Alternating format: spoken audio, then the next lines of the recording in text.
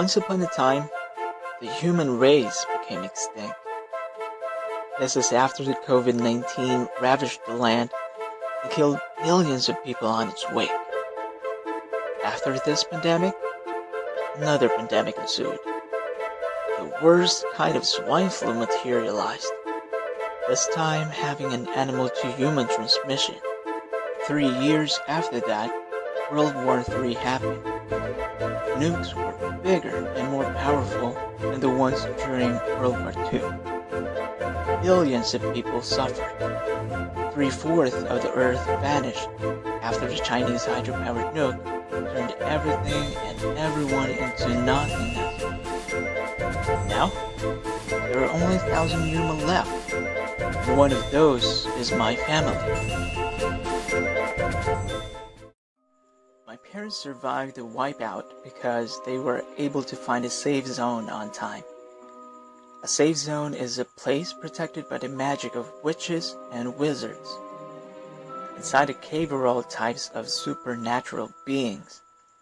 There are vampires, werewolves, fairies, and even the yetis. My mom was pregnant with me at the time I was feeling so uncomfortable being surrounded by these creatures. She was afraid that they might hurt me, but her fears were alleviated when she went on labor and was assisted by a witch. I was born the day the world ended, so they named me Armageddon. I grew up surrounded by the supernaturals. That's what I call them. They're just like humans, in a sense that they have feelings and principles in life. And just like us, there are good ones and a lot of bad ones too. I made friends with witches and werewolves. They're both fun. I enjoyed watching the witches cast spells and dance during the full moon, and loved riding on the back of werewolves who didn't mind me hitching a ride. Vampires are a different case. They just keep to themselves and usually stay far away from warm blood. My friend Cheska, a witch, explained that our blood is too aromatic for them to refuse a bite, so they just avoid being near us. As cold as they are, vampires are actually caring in nature. They make sure that everyone is safe from their appetite for blood, so it's never surprising that they chose to live outside of the safe zone. There they can hunt and avoid killing anyone of the warm bloods accidentally. I stay away from fairies for they are so mischievous. One time, I saw them playing on the river. They're flying around and splashing water to each other. This scene enticed me to come closer because I want to take part in the fun that they're having. When they saw me, they all stopped and looked at each other.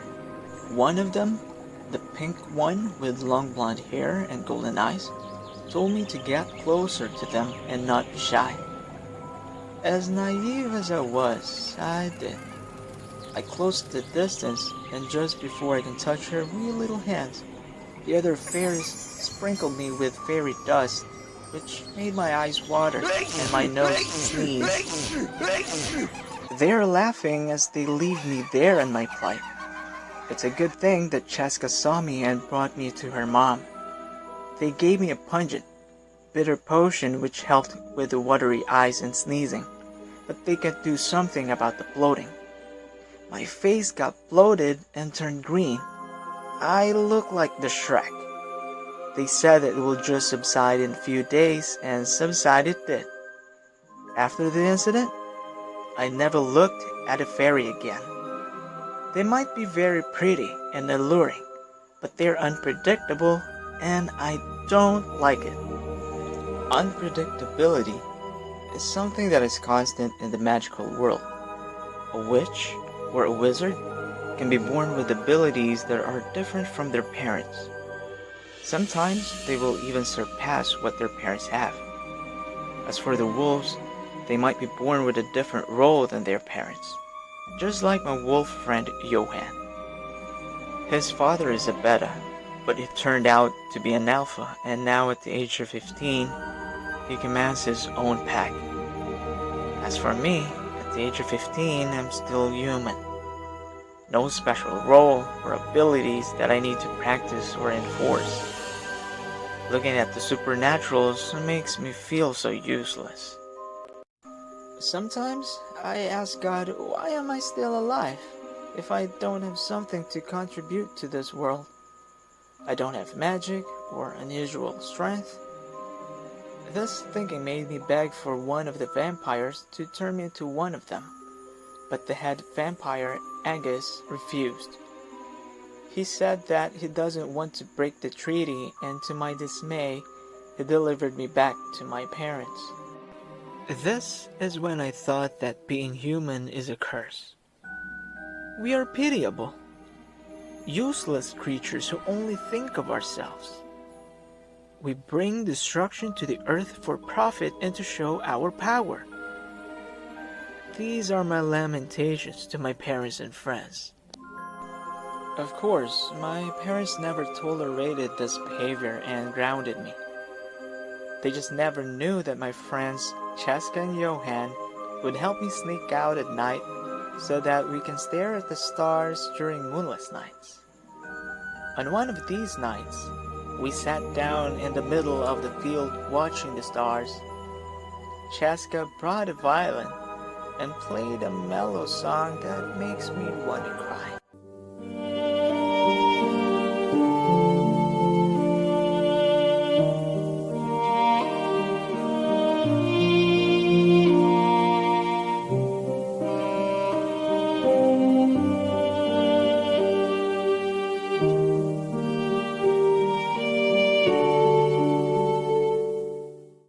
Can you smell that? Johan asked, sniffing the air. Cheska stopped playing and stood up. It did the same. Smells like something's burning, Johan added. I am on a high alert now. We are on high alert. From a distance, we saw a fire. First, it's just one small fire like a bonfire. Then another one lit up, this time bigger. A loud boom erupted, which made us jump. It's the camp, I shouted. Johan transformed into a wolf, and we got up on his back. We held on as he ran the distance. My hands are shaking as I held onto his fur. I can feel Cheska's ragged breath at my back as she holds on to my waist tighter. Johan howled as he tries to communicate with his pack. Moments later, 7 wolves emerged from the tree line and flanked us. When we reached the camp, everything is in chaos. Houses are burning and there are killings everywhere. I was startled when Cheska screamed and get off Johan's back, running towards the direction of their house. We followed suit and stopped when a man in black emerged from the burning home with a bloody hatchet on his right hand. He wears a mask so we can see his face, but I can say that his eyes are now trained on Cheska, who stopped a few feet away from him. Cheska, come back here! I shouted.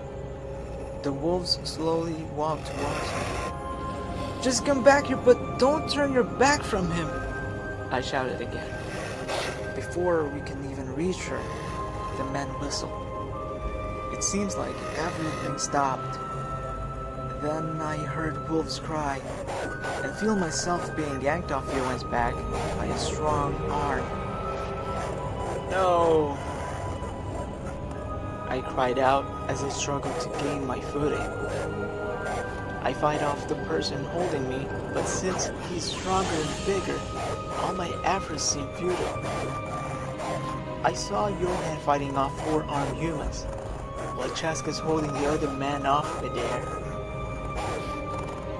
A silhouette of a man caught my attention. It's funny how he resembled my dad in stature. He just looks around and then his eyes lingered on me. I readied myself for any attack when he approached the man holding me. I'll take it from here, he said. I froze and felt like the cold water just dumped on me as I recognized the voice. Dad?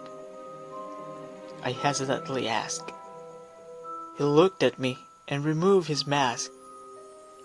I am looking at my father's haggard face. How can he do this? It was the supernaturals who helped us and gave us home for 15 years. I can't see the point of biting the hands of the people who feed us.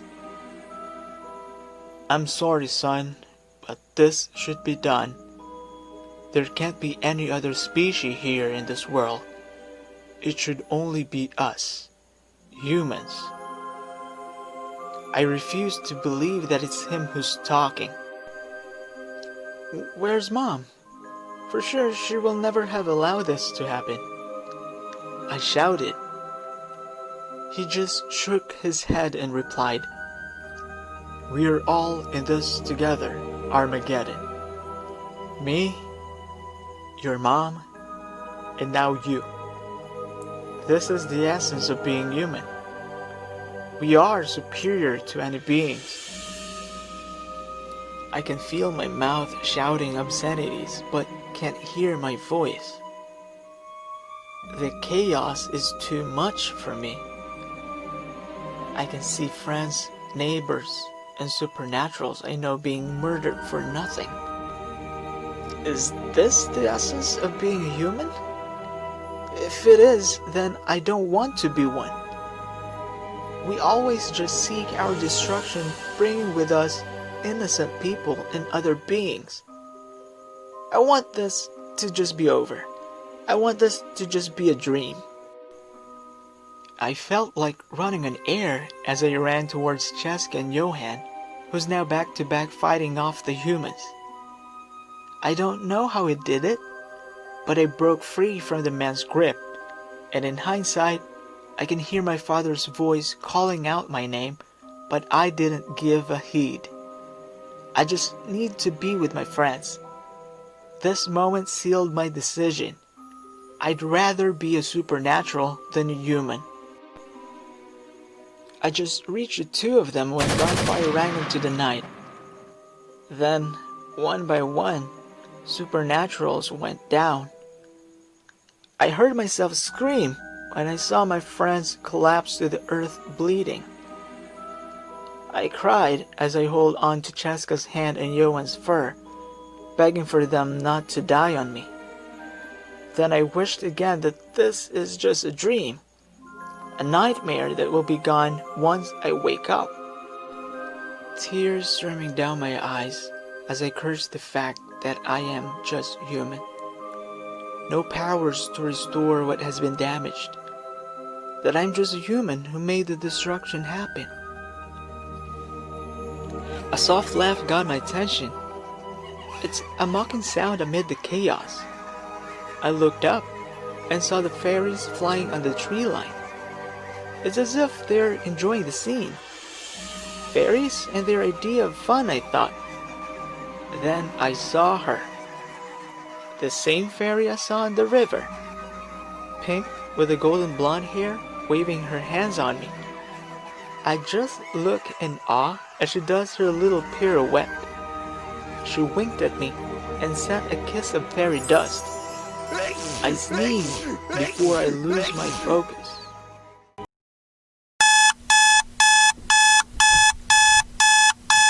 I sat up and had to cover my eyes from the glare of sunlight from my open windows. I touched my face and trailed a finger on my cheek.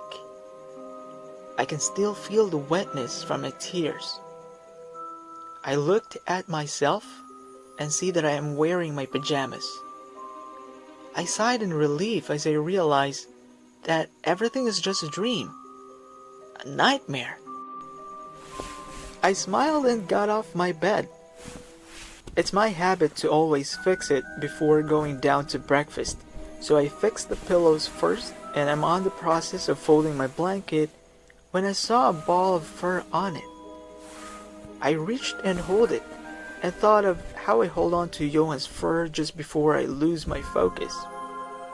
Did it happen? I am still asking myself that question as I walk down the school corridors. The hallway is filled with noises of boys hooting, girls giggling, and the low murmur of teachers as they talk to each other. It's funny that I feel like everyone's familiar, but everything's foreign. The bell rang in an instinct. I walk inside the room. I feel familiar. Everyone's eyes are on me. Consciously, I look down my feet and stare at my shoes as I take the chair on the back.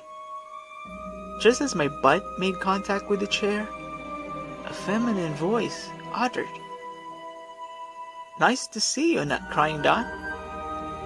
I still. No one ever calls me this aside from. I look at the person behind me and gasp in surprise. Chaska? She smiled and nodded her head. True. I'm so tired of hearing your scream like a lady, dude. I look at the boy who just sat beside us. Johan? I asked again in surprise. Idiotically, I asked, So it happened? We don't know for sure, Johan replied. Why don't you ask her? Chaska said, pointing to the tree outside the window. There, I saw the fairies flying around laughing. My eyes focused on the one sitting on the biggest branch. A pink fairy with bright golden hair smiling and waving at me. I feel my mouth hang open as she winked and sent me a flying kiss. Oh no, not again, I hear my friend say before I lose my focus.